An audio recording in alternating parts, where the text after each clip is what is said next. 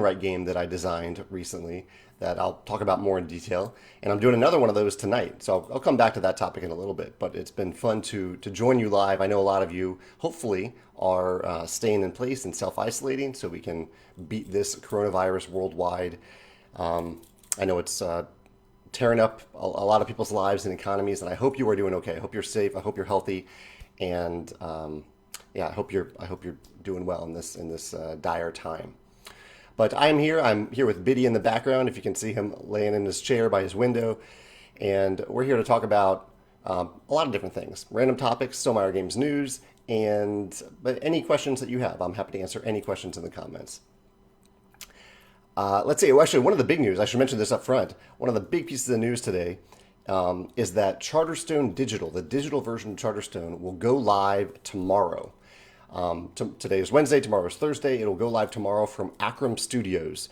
This is the studio to which we license the digital rights for Charterstone. And from what I've seen, they've done an amazing job translating the game to digital form. So tomorrow, if you are looking for a game to play, a tabletop game to play with, I believe tomorrow's version will be able to play against the AI or against other players. You can get it tomorrow and hopefully enjoy it. I can't wait to hear your thoughts about it. The animation in it looks fantastic, and they've done a great job of getting a lot of feedback from beta testers over the last few months. And so they've hopefully eliminated all the bugs that they encountered. They found a lot of bugs, but they fixed them all. They were very communicative, and I can't wait to see what people think when they play Charterstone Digital tomorrow, Thursday, March 26th. It will be available, from what I've seen, on Steam, on iOS, and I believe Android tomorrow. I think all three are tomorrow, and I think it'll be available later on the Switch. But I could be wrong about that. But I'm pretty sure iOS and Steam are tomorrow. Maybe it's just Steam. Whatever it is, it will be available in some form tomorrow. So that's Charterstone Digital. Yeah, okay. I had a lot of fun news today. The other big thing that I've been doing is this weekend I wanted to I kind of recognize that a lot of you are looking for ways to connect with people even though you are staying in place and that you're at home. And I thought, why don't I design a roll and write game that scales infinitely, like one of my favorite roll and write games, On Tour. And by scales infinitely, I mean that only one player is rolling the dice or flipping cards or whatever you're doing, the random element, and all other players are using that element independently with no interaction. So you're not racing to get any certain goals. You are not selecting the dice just for yourself and not for other players. On Tour is the type of roll and write that scales infinitely. And so I thought I'll design one of those. I'll play it on Facebook Live with people. I'll teach Jen and play it, and we'll just play it around the world. We'll just play this roll and write game together. So I decided to use all 9 Stonemaier games as inspiration for this. And so I designed a mini game for each of the 9 worlds that we have. And so the roll and write game is called 9 Worlds. We played it for the first time yesterday. There were around 300 people playing it live in real time with me as I was teaching and playing it. And I think many more have played it since then already using the video on Facebook Live or YouTube. And I got a lot of great feedback from it, and I've updated it. Pretty much just updated the bonuses that you get from pumpkins, coins, and hearts. And we're going to play the second version tonight at 5 p.m. St. Louis time, that's Central Time, in real time on Facebook Live.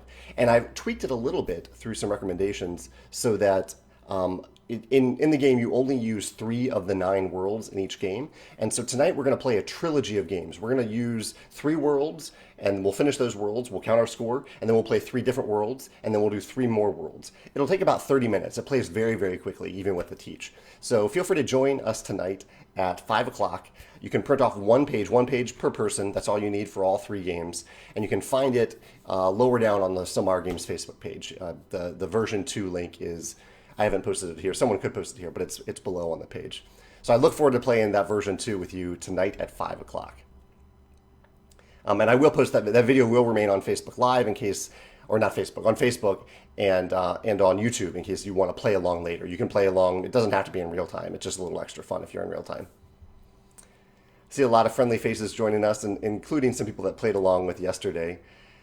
Zach says, all of the Stonemaier themed shirts I have seen look really nice. Do you have a favorite? Yeah, most of them are created by MeepleSource. MeepleSource has done a lot of nice shirts for Stonemaier games. independently of us. But I love what they do, so I'm happy for them to do it. This is the Albion shirt from Scythe. I think my favorite though is the well, my favorite from Meeple Source is the Stonemaier Vineyard T-shirts. I really like the look of it, the feel of it. I like the kind of the aged look, the vintage look of the lettering of the Stonemaier Vineyard shirts. And we used that same technique for the Stonemaier Champion shirt that we made a few months ago. That's probably one of my favorites too, because that one even includes some hints at things to come in the future of Stonemaier games. Let's see, if I miss a question, just let me know. I'm just scrolling through looking for questions real quick, then I'll get back to my topics. Matt says he got to playtest a game remotely this week and really enjoyed it. What's the best first playtest you've ever had for a game? It was actually a game that I didn't end up pursuing. It was a game that I designed, themed based on the works of Frank Lloyd Wright, probably my favorite architect, and someone whose works I followed for many years and still do. He's not alive anymore, but so I designed a game based on Frank Lloyd Wright, and the first playtest actually went really well. I At the time it didn't feel like something I was ready to pursue deeper. Maybe I'll bring it back into our lineup someday, but. Yeah, it was the Frank Lloyd Wright game. Actually went really well the first time. It's rare, though, very rare for me that a first playtest goes well or is even functional. So that was one of the standouts. So the game actually did function. Thank you, Mackenzie posted the link to version 2 of Nine Worlds in the comments here. Thank you, Mackenzie, for doing that. Isaac says he enjoyed the roll and write last night. Is that game symbol on the Champions t-shirt? No, I mean, Nine Worlds is a game that I literally thought of on Saturday. I started working on it 3 days ago. So that isn't, the Champions t-shirt includes some hints of things to come, but that was created back in the fall when I had no idea that this coronavirus thing would happen, and no idea that I would even design a roll and write game. So right now it's just a fun thing. Maybe someday we'll actually print it for real, but for now it's so easy for someone to print at home. I don't think it's something that we'll pursue at scale. It's very easy for you to just print it at home and play along, and it's fun to be doing it live in this time where people maybe need a little bit of a reason to connect with others, given their self-isolation. Megan and I have, we've left the home a few times to pick up food and things like that and go to the grocery store, but we have not had other people in our home since last Wednesday. And really, even that we probably shouldn't have done. We hosted a very small game night for Charterstone. We probably shouldn't have done that. But so I think we're essentially quarantining ourselves, even though we're both healthy, for a couple weeks. I want to make sure that we are not being a part of the problem and that we're staying healthy too. I'm curious how are you all doing with that? What's the last time you had a non-family member in your home?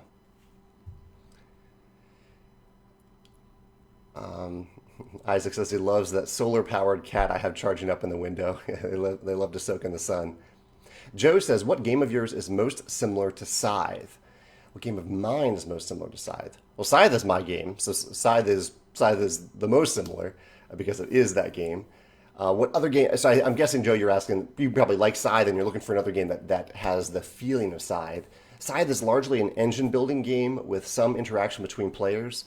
A lot of my games have engine building and progression in them. Tapestry is actually somewhat similar to Scythe. It has 4 basic actions that you can take.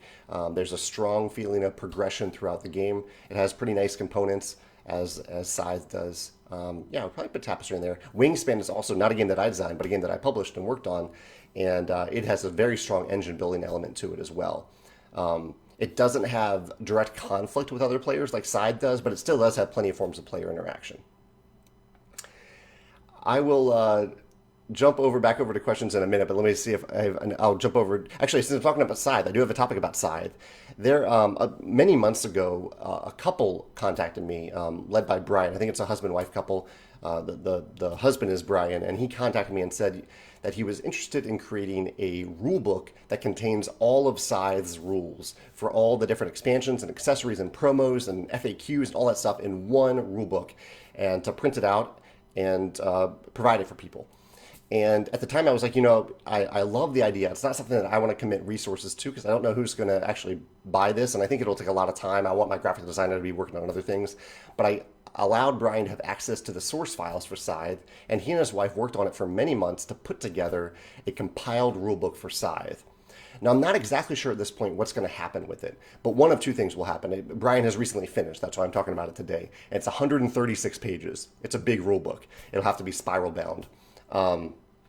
He finished it, or they finished it, and right now I'm getting a quote from our manufacturer because I'm going to consider, I think it will be the most cost effective for people in general if we do mass produce it, even if it's just 1,000 copies would be the minimum, but it would probably be 1,500 copies, rather than doing print on demand, which I think would result in a pretty high cost per person who wants to buy it. So I think we can keep the cost down quite a bit if we just make it at scale. So I'm curious to hear your thoughts about that. If that's something that you would be interested in, it would probably be, I'd love to aim for a $20 price point, honestly. It might need to be 25, but I'd love to aim for a $20 price point. That's what I'm aiming for right now, for a rule book that would contain all of Scythe's rules in it. But thank you to Brian and his wife for working on it. I think that's awesome that you did that, and I look forward to seeing what comes of it. If it's something that Scythe fans would appreciate and would want, I'm happy to make it happen. Yeah. Tony says he lives near Falling Water, which is one of Frank Lloyd Wright's most famous buildings. And I actually took a trip to Falling Water many years ago, Tony, just to go there. I really wanted to see it, and I highly recommend it. I would put it up there among like the wonders of the world. I think it is a truly incredible place. That and Stonehenge, top two for me, top two like architectural wonders that I've seen in my lifetime. I'm sure there are many others. There are some wonderful places to visit, but for me, those are the top two so far, I believe. Actually, the King Kakuji in Japan is truly beautiful too. That's, if I have it right, it's either the golden, I believe that's the golden pavilion. And there's also in Kyoto, I think there's the silver pavilion too, but I don't know if I ended up going to that one. Giuliano says he's curious to hear my thoughts on launching a Kickstarter in the following weeks. Yeah, it's been something I've been following closely. The creator of Trekking the World, I believe is the name of the game, which is on Kickstarter now, they kind of, they have heard that Kickstarter backers or backings have gone down by quite a bit. Pledges have gone down by around 30 to 40%. But their project also seems to be doing pretty well. They are running a pretty effective project with a good built-in audience, good marketing techniques. But I don't know. I would be, unless you are a very well-established creator with a very solid user base, I would be pretty hesitant to do it right now because I think money is tight for a lot of people right now. And they're maybe are prioritizing either essentials and basics that they need for their life, basic necessities, or things that can bring things that they can benefit from right now in terms of entertainment. I think we still need entertainment. That's important. And being very involved in a Kickstarter project as a backer can provide that entertainment. So that might be a way for people to connect right now. But for Kickstarter, you're also backing something that you're not going to get for like 8 months or a year, rather than a game, a digital tabletop, a book, a movie that you could buy right now and bring some entertainment, some joy, some togetherness to you right now. So I would be hesitant if I didn't have a huge built-in audience like Frosthaven, Isaac Childress at Cephalofair Games. They are still launching next week. They have a huge built-in audience. They're going to do fine. But if you don't have that, I would be very hesitant to launch in the middle of this crisis. Yeah. Blake says, so you sell all of your games just on your website? We sell all of our games in a variety of different channels. We sell them translated through localization partners. We sell them on our website. We sell them to distributors. Soon we'll probably be selling them directly to some retailers as well. So we sell them in a variety of different formats. Carol says, how is watching Altered Carbon going? It's one of the heavier shows that we've been watching. We finished season 1. Great season. We really enjoyed it. And we paused after season 1 because we're jumping over to Westworld temporarily. And I've also really been enjoying a show called 100 Humans on Netflix. That's more of a lighter lunchtime show. But we will return to season 2 of Altered Carbon soon. I'm very curious to see what happens then. Tim Hotep asks about any good news announcements for upcoming Sand. So that is one of our codename projects, which I don't talk about until we're actually ready to really ready to talk about it. But what I can mention today is that the My Little Scythe expansion finally will be formally announced next Wednesday through our e-newsletter next Wednesday and on next Wednesday's live chat. It is not next Wednesday is April Fool's. It is not an April Fool's joke. We really do have an expansion for My Little Scythe, and the pre-order won't be next week, but I will be starting to talk about it next week. It looks like Facebook is actually. I'm going to answer a few questions really quickly. Carla says, "When will you post the revised edition of Nine Worlds?" It is already on our Facebook page. So if you look on our Facebook page, the revised version 2 is there. I'm going to answer questions quickly, real quick, because Facebook is doing the thing where it's scrolling past questions. I want to make sure I don't miss anything. If I do miss anything, just repeat your question. I'll catch up with it. Okay, I'm catching up. I'm scrolling past some comments that I wish I could read, but I'm just trying to catch up so Facebook doesn't scroll past these questions. Jan says, "Will the My Little Scythe expansion, which is perfect, I was just talking about that, bring the game to a medium weight?" I mean, it's still targeted at families starting from ages 8 plus, so it's still a pretty light game, but it does add a little bit of complexity and asymmetry. I wouldn't quite say it's medium, but maybe, more closer to medium than it was before. Yeah. Isaac says that he had a remote game of viticulture recently. That's awesome. Okay, it looks like I did catch up with questions for tomorrow. Actually, let me just focus on questions for a minute so I don't miss anything, and then I'll come back to our topics. Oh, no, before I do that, April Fools. I did want to mention one thing. So the My Little Scythe expansion is not an April Fool's joke. In fact, we don't really do April Fool's jokes because I don't want to confuse people. I've said that I've only ever wanted to do an April Fool's thing for some of our games if we actually made the product or did the thing that we said we were joking about. And so we're doing that. So next Wednesday, we will have 2 real April Fool's products. So they are real products that we really do have in stock in our fulfillment centers around the world, but they are also kind of tongue-in-cheek products. They kind of make fun of Stollmeyer games. They make fun of ourselves. And so I'm not going to tell you what they are yet, but feel free to guess. I think it'll be pretty tough for you to guess these products, but we have 2 real products that we will be releasing next Wednesday on April Fool's Day. And I'm excited. I have we filmed 2 videos about it. We produced them. I have them in that closet right behind me there, and I'm excited to show them to you next Wednesday on April Fool's Day. Logan says, "What would be a few solo games that you would recommend?" Logan, you'll have to look into the comments for that. I honestly don't play games solo unless they're digital, like ports of board games. But I'm sure you'll have some great comments below from other people that might have some ideas for solo games that they really enjoy. And you can look at most Stollmeyer games have solo versions built into the game themselves. I would say Viticulture is probably the easiest solo version in any of our games to play. But many of them, you can figure out any of them, I think, from the rulebook. Alexandris, have you said, "What changes have you had to make due to the pandemic? And do you think any of them might become a permanent thing even after this thing blows over?" The main change that we've done so far is that our fulfillment center is somewhat limited right now. They have very limited staffing capacity because of rules that are in place for St. Louis. And so they can't ship as much as they normally can. This is the St. Louis fulfillment center. And I think the other fulfillment centers around the world are kind of experiencing similar impacts on volume, but not necessarily impacted. They're not impacting our shipments right now. So we're just basically shipping less, and I don't think that'll be a permanent impact. I don't think that'll have a permanent impact. Sorry, Facebook's doing the thing again, so I'm scrolling down.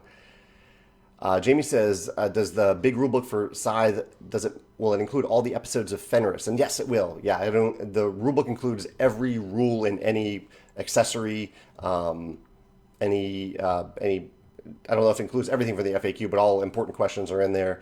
All accessories, promos, and expansions in the core game are in this master rulebook for Scythe. Eileen mentions Oak Park in Chicago, I believe, for Frank Lloyd Wright, and I've been to Oak Park too. If that's the one in Chicago, I've been to that one. I've also been to Taliesin North in Wisconsin. That was incredible too. Glenn says probably means $40 to $50 Australian for the rulebook. Yeah, I mean, depending on the value of the Australian dollar, that can fluctuate over time. You know, maybe it'll be much less than that. Maybe it'll be much more than that. Hopefully not.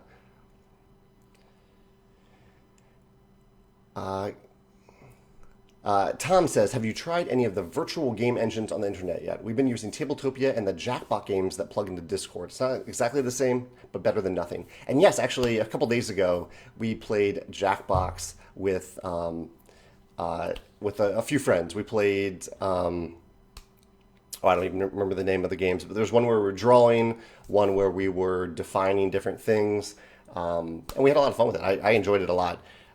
There were some that I was not very good at all, like the ones where you benefit from being really funny. I'm not good at those. I'm better at the ones where you kind of trick people into thinking that you have written the word that is actually the thing. I'm not describing this very well at all, but if you know what Jackbox is, you probably know what I'm talking about. But Jackbox is basically a virtual way that you kind of play on your phone and play these games with other people in real time. They're party games. Some of them are the type of party games I don't like, the types that put you on the spot. Others are not. Others are not that at all. Kind of more the telestration style of a party game that I really enjoy. So we had a good time doing that. I have some very extroverted friends that are really struggling right now, and I think that was pretty helpful for them. Although I have kind of a limit on how many party games that I want to play. Blake says, what do I think of Overbattle that's currently on Kickstarter?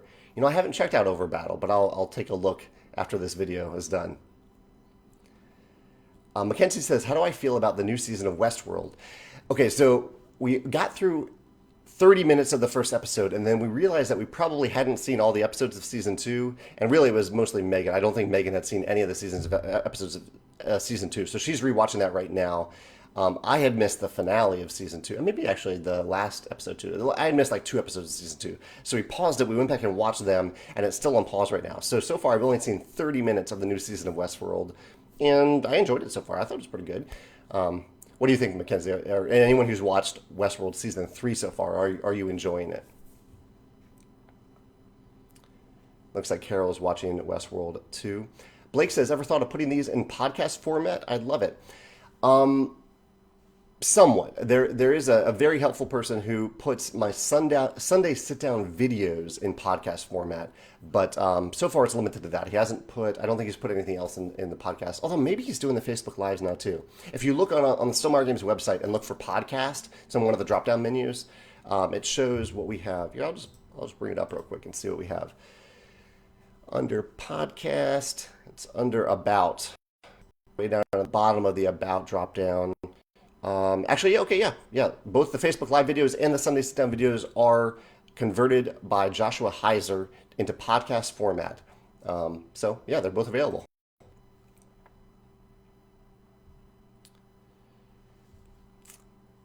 Charles says, if push came to shove, what board game rulebook in your collection would you turn to first for a toilet paper alternative? That is an awesome question. So I guess one way to look at this is a rulebook that is so intuitive and it explains the game so well, and I play the game so many times that I don't even have to look at the rulebook anymore. So it could be a game I love, right? You know, I hardly ever have to look at the Tzolk'in rulebook. I know those rules inside and out. I think they're very clear. I guess there are a few little things, little fiddly things in it. But Tzolk'in's a game that I played so often, and the setup is so intuitive. I think I could probably use the Tzolk'in rulebook as toilet paper. And I say that as a game that I absolutely love. I just don't think I need the rulebook anymore. That's a fun question. Ketch says, is tomorrow really the launch date for the digital version of Charterstone? And yes, it is. Yeah, tomorrow, Thursday, March 26th, is the official launch date of Charterstone Digital. It's not a Stonemaier Games product, really, even though it's our brand. It's an Akram Studios product, but they are really launching it tomorrow, yeah. All right, let me jump back to my topics real quick. I did have a fun chat the other day. I can't tell you what this is for, but there's a potential IP, an intellectual property, that I might be working on a game for. And I had a chat with the person who created this IP, a live video chat the other day, and it was really cool to talk through the IP with this person, talk through ideas with them. So I know that's very vague, but I wanted to share something that I'm excited about with you. Feel free to guess the IP. It is not Red Rising. That's the IP that I've talked about a ton. It is not that. This is a different intellectual property that I'm interested in. And actually, I do have one other big question for you that I want to mention before I forget. And that is, I've been struggling a little bit as to which topic I should do for this week's Sunday sit-down video. These are videos where I usually talk about one specific mechanism or genre of game in detail. Oftentimes they're top 10 lists. And three of the ideas I have right now, none of them is really rising to the surface, but if there is one and you have anything that you think that should go on that list, let me know. The three topics are best games to play with 5 or 6 players, or at least 5 or 6 players. Best games in the Board Game Geek top 100, we'll say. I think it's a video series. I could do like top 200 or like 101 through 200 and then 201 through 300. But let's start with the top 100. So my top 10 favorite games in the Board Game Geek top 100, or top 10 travel-friendly games. Usually in these videos, I not just talk about my favorites, but I also go into game design elements, like what some of the game design challenges for these top different games and my favorite mechanisms in these games. So let me know in the comments here if you would rather see a top 10 video game, top 10 Sunday sit-down video about my favorite 5 to 6 player games, games in the Board Game Geek top 100, or travel-friendly games. And if you have any suggestions for your favorites in that category, feel free to mention it in the comments here.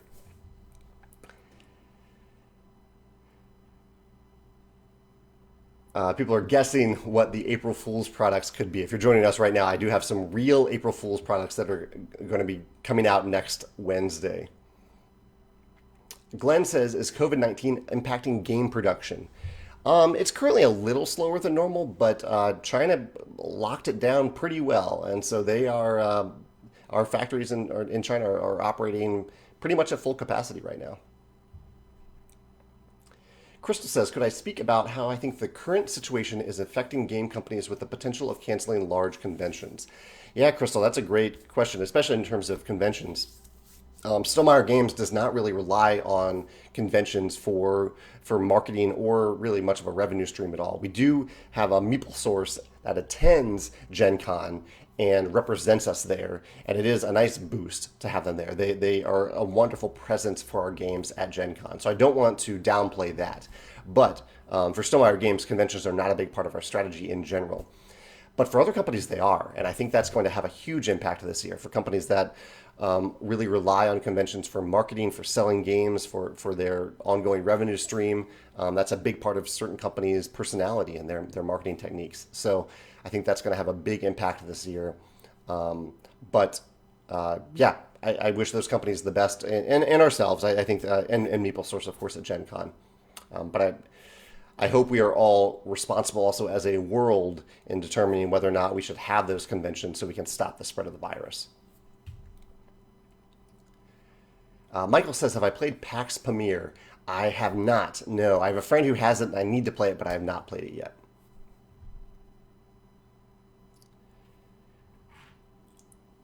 Joseph says, does the April Fool's announcement include my hand-drawn version of Wingspan cards? This is something I did. I drew 2 birds for fun, basically, for someone that was running a Wingspan tournament. But that's not the Wingspan. That's not the April Fool's product, no.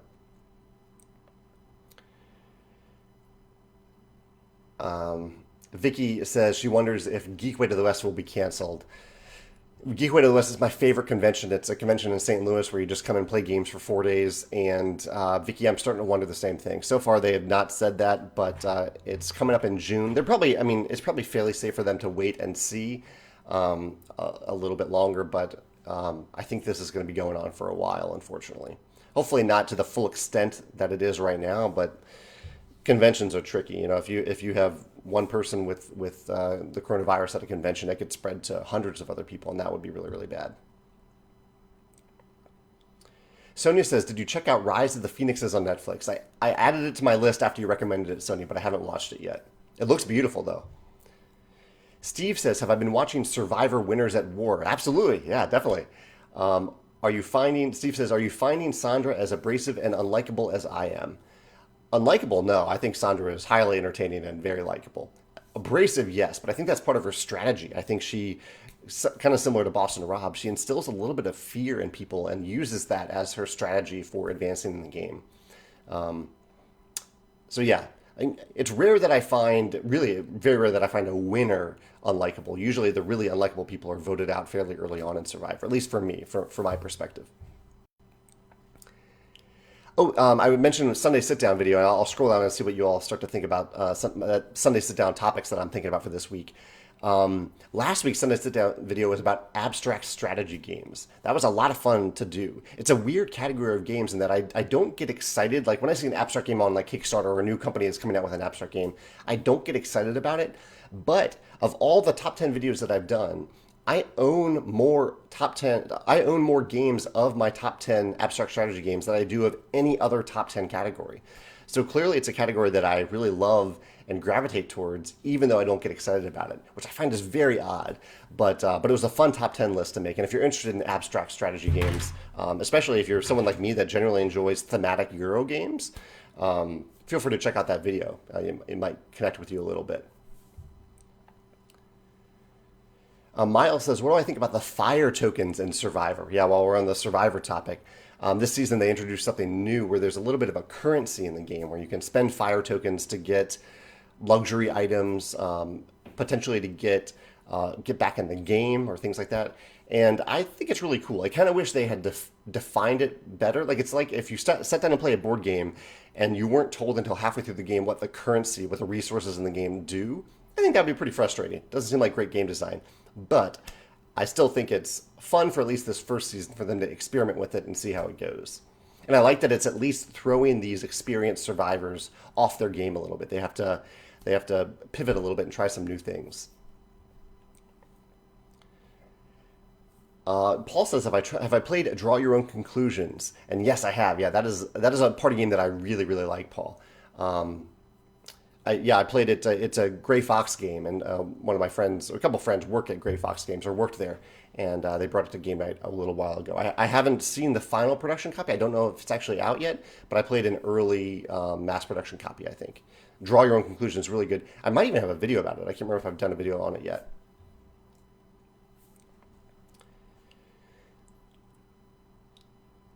Let me see what other topics I have. I've covered pretty much everything. I did a blog that kind of struck home with a lot of people on last Thursday, about leadership and about leading in a time of crisis.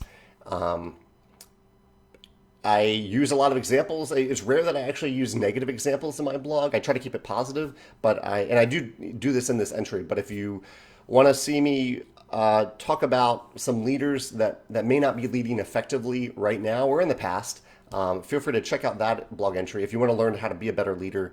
And I'm learning as I go too. I try to be a good leader, especially in times of crisis, but it is even more difficult, I think, to be a good leader in such times. But if you consider yourself a leader in any way, you might benefit from this blog entry that I posted last Thursday on the Stonemaier Games blog about leading in a time of crisis. Games I played recently while Megan and I have been self-isolating here. We've played Patchwork. Megan won that one. We played Rogers of the Ganges. Megan won that one. We played Architects of the West Kingdom. I won that one by the tiebreaker. And then we played Dice Throne last week, and I won that one. So it looks like we're 2 for 2 right now. Megan usually beats me at games, but we're 2 for 2 right now. We'll have to play a tiebreaker game of something else to see who is the ultimate self-isolation champion so far this week. Al says, for the IP, so I mentioned a few minutes ago that I had a chat with someone about an IP that we're interested in designing a game for. He says, for the IP, did you approach them or did they approach you? I approached them for this particular one. Yeah. Okay, I'm not gonna read these out loud, but I am seeing responses now to what people suggested for this week's Sunday Sit Down video about either top 10 games for 5 to 6 players, top 10 games from the Board Game Geek Top 100, and top 10 travel-friendly games. I guess maybe that one doesn't make much sense right now, as people are not traveling right now. So let's take that one out of the equation for now. We'll build that in later in this year when people can travel again. Yes, well, looks like a little of both so far.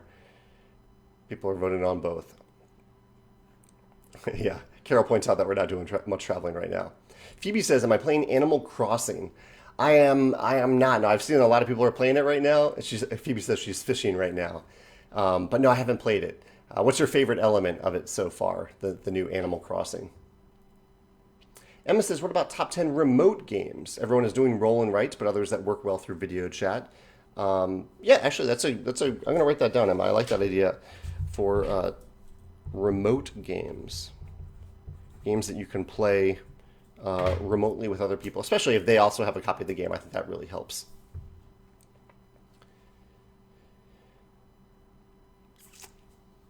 Just scrolling through here to look at other comments here. And I'm also seeing suggestions from people who are recommending games that they like in these categories that I mentioned. Zach says, what are my thoughts on anniversary editions of games? Yeah, that's an interesting question, Zach.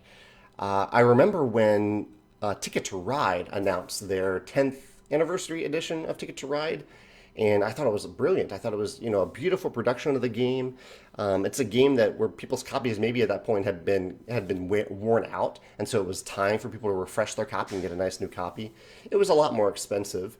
I think it was kind of worth it if you're going to play Ticket to Ride a lot. And it's been interesting for me to see that they've continued to print that version. It wasn't just something they printed on a limited basis. They've printed it on an ongoing basis, which I like that strategy. I like the idea of not making people feel like they need to rush and get that version when it first hits the stores, that it'll be available in the long term.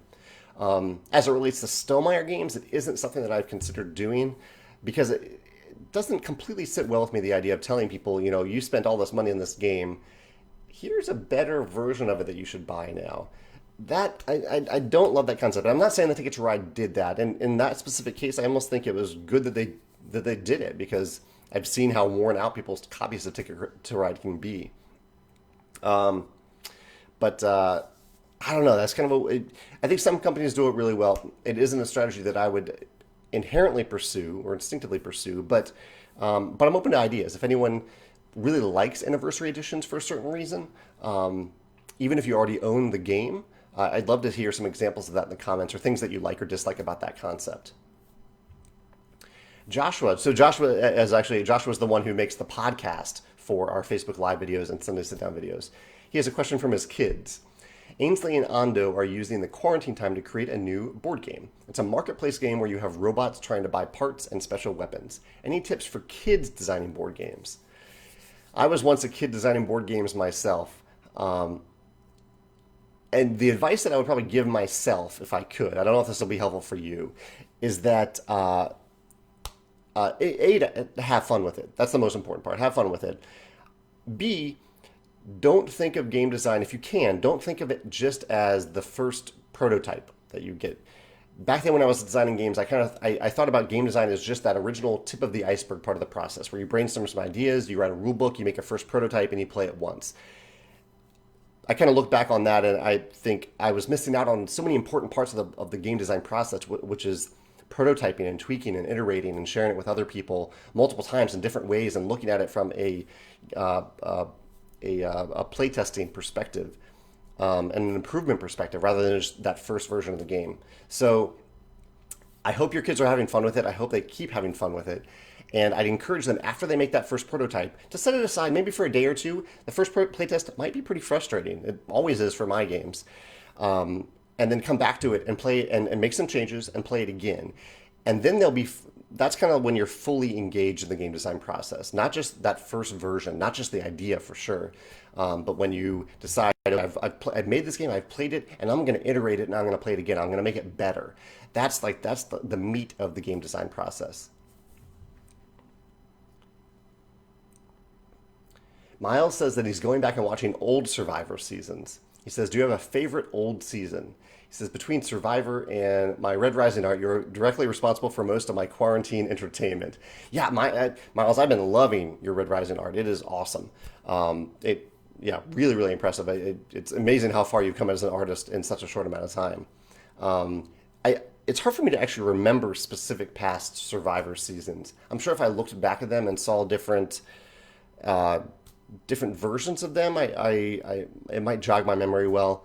But usually the season I'm enjoying the most is the current season. So it's hard for me to go back and vote on past seasons. But if there's one in particular that comes to mind where you're like, oh, this season is just better than any particular season, let me know.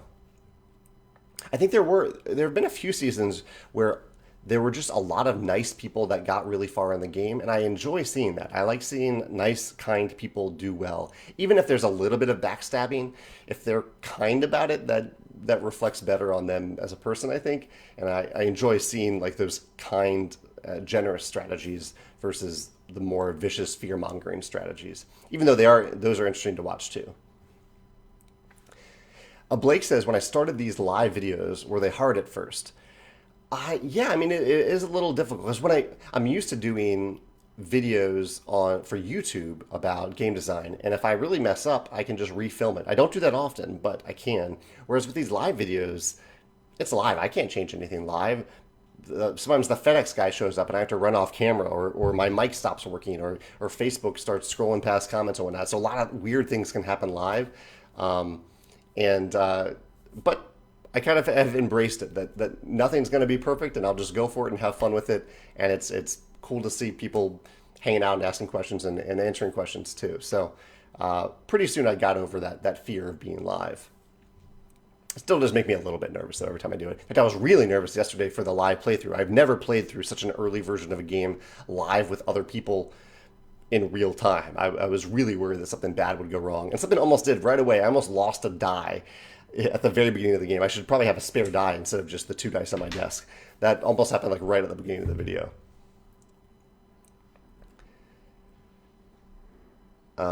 Adrian says, I recently got Viticulture Essential Edition. What is my favorite expansion for it? I mean, Tuscany has a special place in my heart, the Tuscany Essential expansion. So if you've played Viticulture a few times and you want to add some meat to it, I highly recommend the Tuscany expansion. But the other 2 expansions are great too. And if you don't really want to add more content, but you want the nice metal coins, it's not an expansion, but it's an accessory that you can add to your game as well. Jeremy says that he's excited for the Stonemaier Games Design Day this year. He says he's gotten signed up and hope we can make a Saturday game day this time. Have you noticed a difference in registration this year with the current situation going on? You know, it's actually pretty much on pace with past years, although that probably means that it's gone down a little bit because every year we first invite past attendees and then we invite people who have signed up to tell us specifically when it's ready. So, yeah, I think it's slowed down a little bit, but we're pretty much almost sold out at this point. Of the Design Day slots that we have available. Design Day is in September, so hopefully it'll be okay to meet in large groups by then. But if we have to cancel, we'll just refund everybody. Yeah. Eric says, besides Red Rising, what other book or book series would you love to publish as a game? What are the other ones I thought about? There was one series that for a while I was really enamored with. I think it ended. I think it's called The Emperor's Blades. It's another fantasy series. And I don't know if it's really popular enough to justify doing an IP of it, but it had this really cool concept of people working in teams with giant birds. So each bird, like huge birds that they would like ride on. And they were teams that would kind of protect the empire. They were kind of like SWAT teams, essentially. Very specialized teams. And I think the birds were called kestrels. And I just love this idea of like teamwork using a giant fantasy bird and people using people who had different skill sets. Each team like had an explosives expert and a leader and the classical cooperative roles in a fantasy game. It would be cool. If that book series ever really takes off, maybe it's something I'll pursue. I think it did well, but I don't think it's done hugely well. But if you're looking for a great fantasy series, I highly recommend the Emperor's Blade series, especially if you like that type of cooperation. It's a little dark, but it was really good.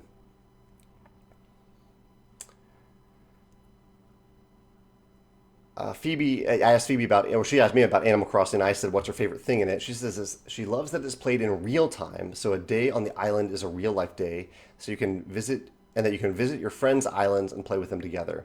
She says it's really relaxing and lovely, and it is perfect escapism from everything going on right now. That sounds like a perfectly timed release of a game. And I hope Charterstone does the same thing tomorrow. I think Charterstone is very bright and cheery. It's not played in real time in the same way that Animal Crossing is, but hopefully that'll bring people some joy tomorrow when it's released.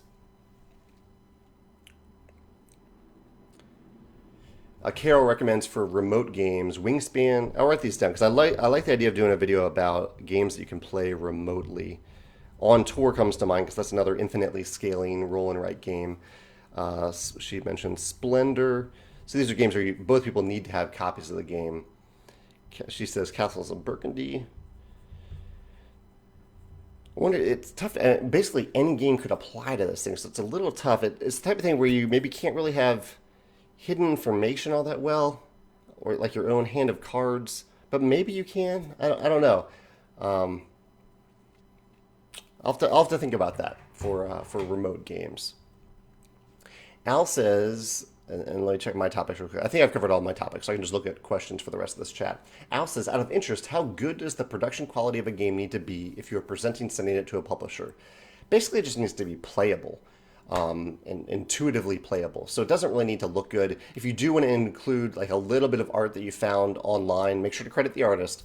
But you're not selling it. You're just kind of showing this is the how I picture this world or whatever it is.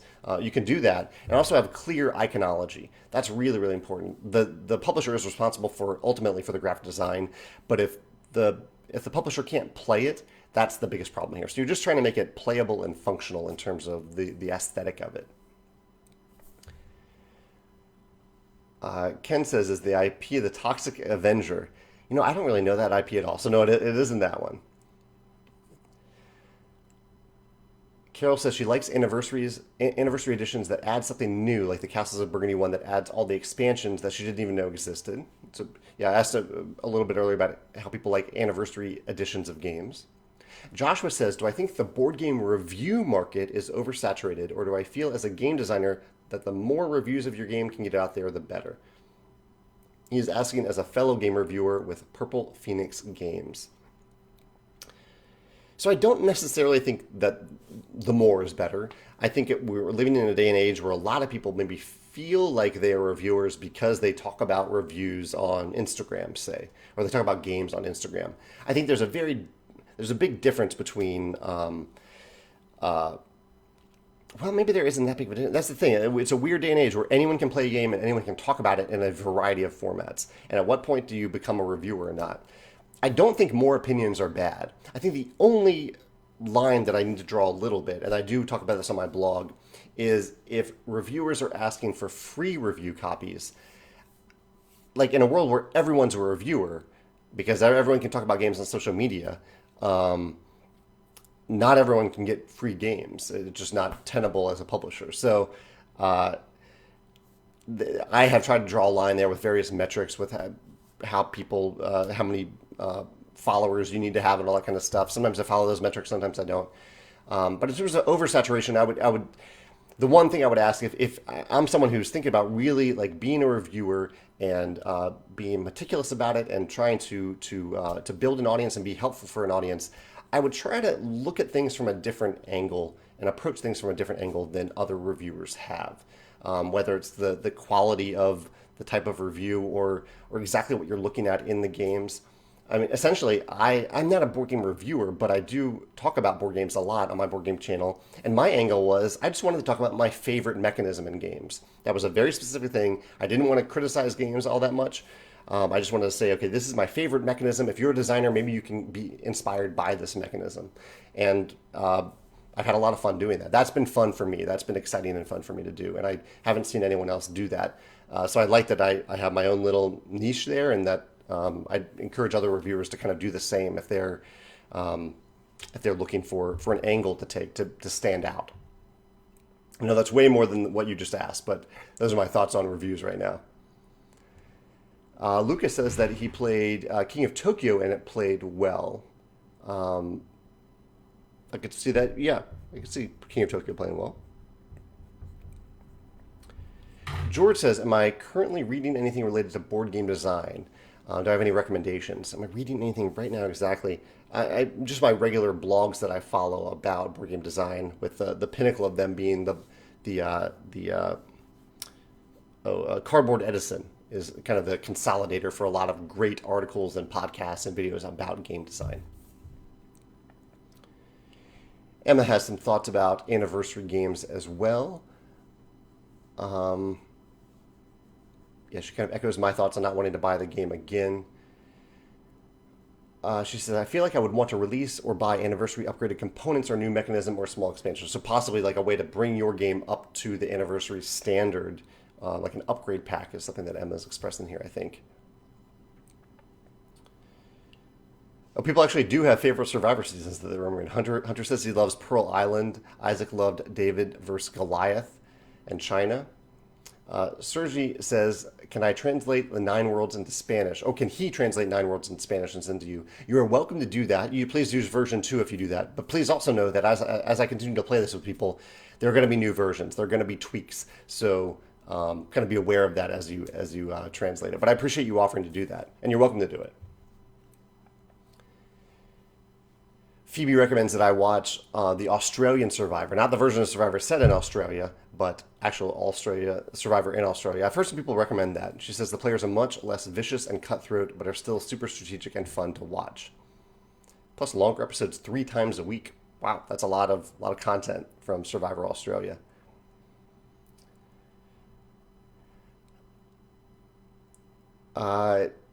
Ketch says, what is my favorite Easter egg that I placed in my games? Also, which one is the hardest to locate? The hardest to locate is probably my cats in Between Two Cities, because they're so tiny on one of the, I believe that they're in front of one of the houses in Between Two Cities. My favorite, what is my favorite? Yaka put some really cool things. Actually, one of my favorites is one that I did not see many times until I really saw it on the Scythe board. In one of the fields, and I think this is in the main Scythe board, it might be on the modular board, Pac-Man is carved into one of the fields on the Scythe board. I just thought it was really clever. I don't know how he thought of that, and I overlooked it many times until I saw it, and then I can't not see it. I thought that was really, really clever. So that's not even a Stonemeyer Games Easter egg. That's not one that I intentionally put in the game. That's one that Yaka put in there. Zach says, do I feel like the live playthrough of the early version of Nine Worlds was a good way to design the game for a lot of instant feedback from a lot of different people? In many ways it was, yeah. I mean, I wouldn't want to throw a first version of a game out there completely. It's something, I did playtest it with Megan. I playtested it solo before I went live because I wanted it to at least be functional and not terrible. But it was helpful. I mean, it was really cool to get that amount of feedback and be able to play a game in real time with other people and kind of experience that together with 300 people in real time and see what they thought. So I'll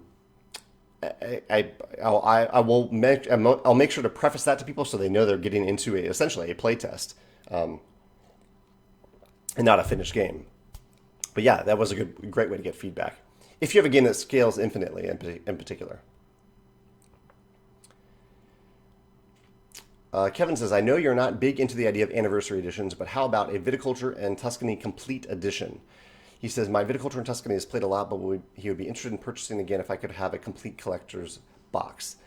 Actually, that's one of the other reasons that I've been hesitant to do it, Kevin, because when we originally released Tuscany, it was a big box version, and it was combined with Viticulture in this big wine crate box, which was awesome. But we called it the collector's edition box. We didn't say it was exclusive, but we did call it collector's edition. And I wonder if it kind of takes away from the collector's element of it if we just make more collector's editions. Maybe that's not a great reason to redo something. And I doubt anyone who backed that campaign would care. They got a great deal on that product. I don't know, it's something I could do. I just don't want to create redundancy for people who already have our products.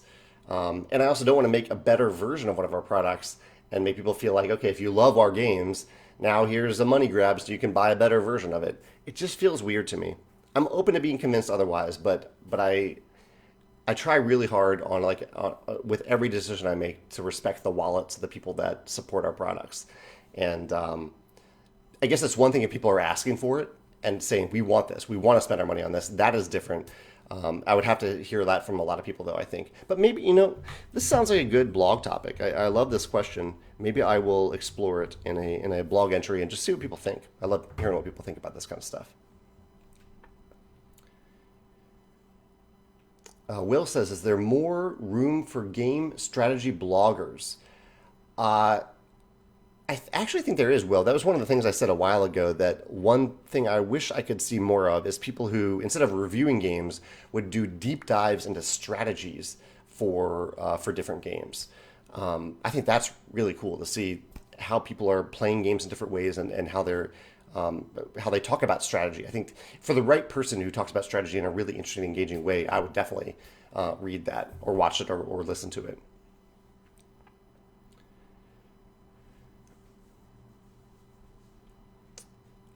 Just scrolling down here, I'll run through real quick as we finish up the topics that I've covered today. I talked about Charterstone Digital, which releases tomorrow. I talked about Nine Worlds, the print and play game that I designed over the weekend to play with you in real time tonight at 5 o'clock St. Louis time. I talked about the big rulebook for Scythe that we're considering printing that was put together by a Scythe fan and his wife. I talked about April Fool's coming up next week, where we have 3 very real products that we'll be announcing. One is the My Little Scythe expansion, and 2 are products that kind of poke fun at Stonemaier Games, but they are very real products that we have in stock. Talked about Sunday sit down video was about abstract games. I asked for recommendations for what I should do this week's Sunday sit down video on, and got some great ideas about playing games remotely, as well as 5 to 6 player games and my favorite games in the Board Game Geek Top 100. My blog about leadership last Thursday. Talked about Westworld, 100 Humans, which I'm watching on Netflix right now, really, really good. Games that I played recently, and including Jackbox.tv, which is a fun way to play party games remotely with friends. I should probably add that to my remote play games list here.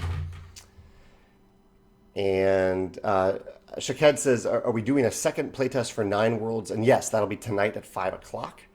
And if you'd like to translate it, you're welcome to do so. Just make sure you use the most recent version and know that it might change as I continue to get feedback about it. Marco in Italy has a nice note. Stay safe in Italy, Marco. And Shaked says, how about adding a total count at the bottom of the 3 game score so people can play 3 games in a row and then total the scores to see who's the all-time winner? That's actually what we're doing. So if you look at the new version of Nine Worlds, it does have a way to enter 3 games worth of information on the one sheet. The one thing I didn't have room for was where to write the final sum of all of your scores, but there's room in the margins if you print it out to be able to do that. All right, I think that's it. Thank you all for joining me today. I hope you're doing well. I hope you're staying safe, healthy, and at home right now as we try to prevent the spread of this virus. I will see you hopefully tonight at 5 o'clock St. Louis time to play the second version of Nine Worlds. I'll see you then. Take care.